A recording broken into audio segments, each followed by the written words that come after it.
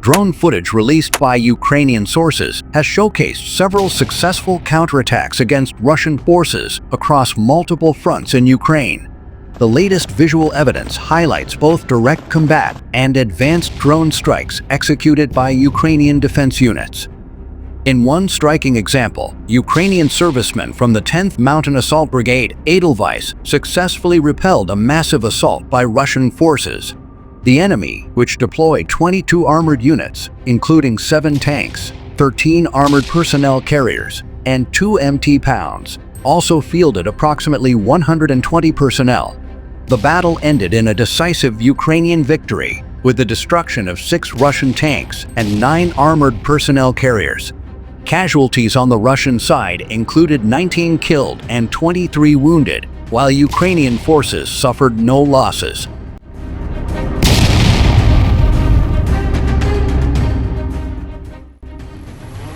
In another release, reconnaissance drone footage depicted an airburst strike against 2 Russian infantrymen riding a motorcycle between positions.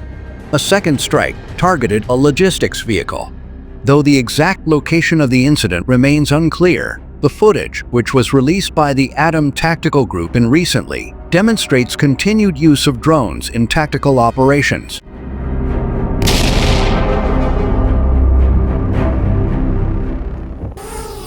Further south, footage from the Ukrainian 79th Air Assault Brigade illustrated a Russian armored assault being reduced to flaming wreckage.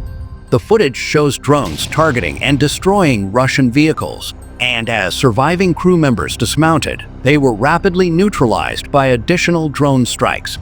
These incidents are reported to have taken place near the Kursk front in the Zaporizhia region.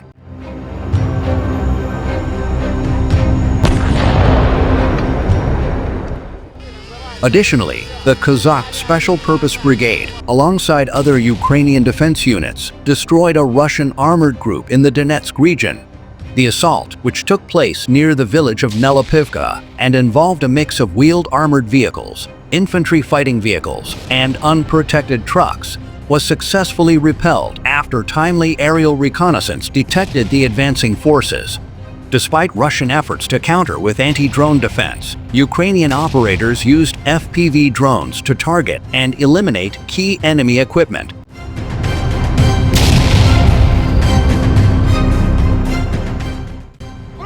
In the past 24 hours, the battlefield has seen 187 combat clashes between Ukrainian and Russian forces. The most intense fighting has occurred on the Pokrovsk and Kursk fronts, where Ukrainian defenders successfully repelled 50 and 57 Russian attacks, respectively.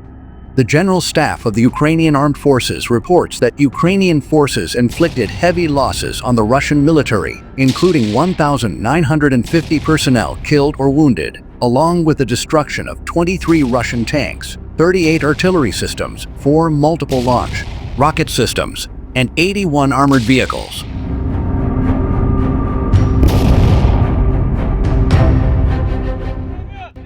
The Southern Defense Forces are closely monitoring an emerging threat from Russian forces in the southern Zaporizhia region. Spokesperson Vladislav Voloshin warns that Russian troops may soon launch a ground assault in the area, creating a new pressure point for Ukrainian forces. The potential offensive could begin within days, adding strain to Ukrainian positions already stretched thin from ongoing combat in the eastern part of the country.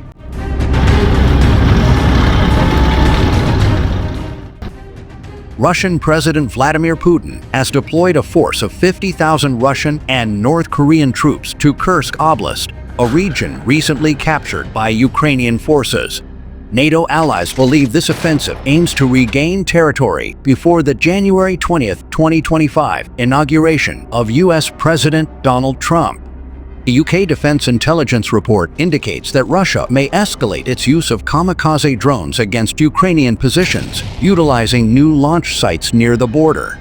The deployment of 12,000 North Korean conscripts is also part of this push, under the terms of a 2023 Russian-North Korean military cooperation agreement. Ukrainian analysts suggest that Russia's efforts in Kursk could lay the groundwork for a broader offensive into Ukraine's northeastern Sumy Oblast.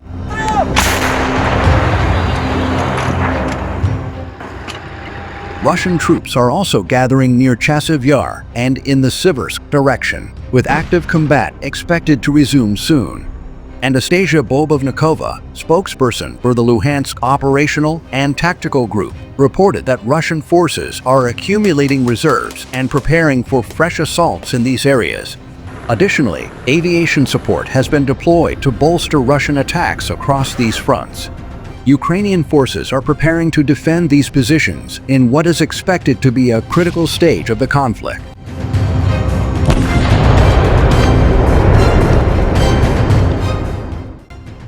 Ukrainian Commander-in-Chief General Oleksandr Syrsky recently visited troops stationed at the Kursk front, where he met with local commanders to discuss strategies for countering Russian forces.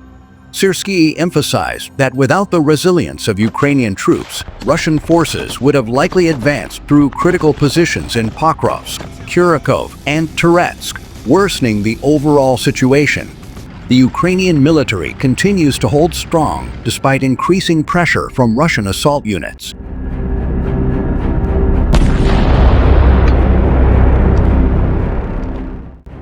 The U.S. government remains uncertain about what Russia is offering North Korea in exchange for the deployment of North Korean troops to Ukraine.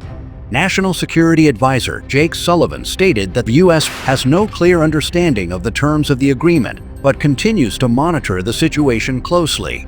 As North Korean conscripts prepare to join the battle, the international community watches for any significant developments that could further affect the balance of the conflict.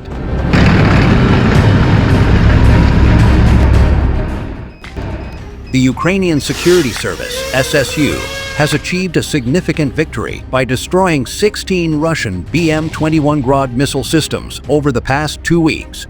Utilizing FPV strike drones, the SSU targeted the missile launcher's weak points, causing powerful detonations. Despite Russia's efforts to protect the systems with slat armor, Ukrainian drone operators have been able to exploit vulnerabilities, focusing on areas where the shells are loaded and released.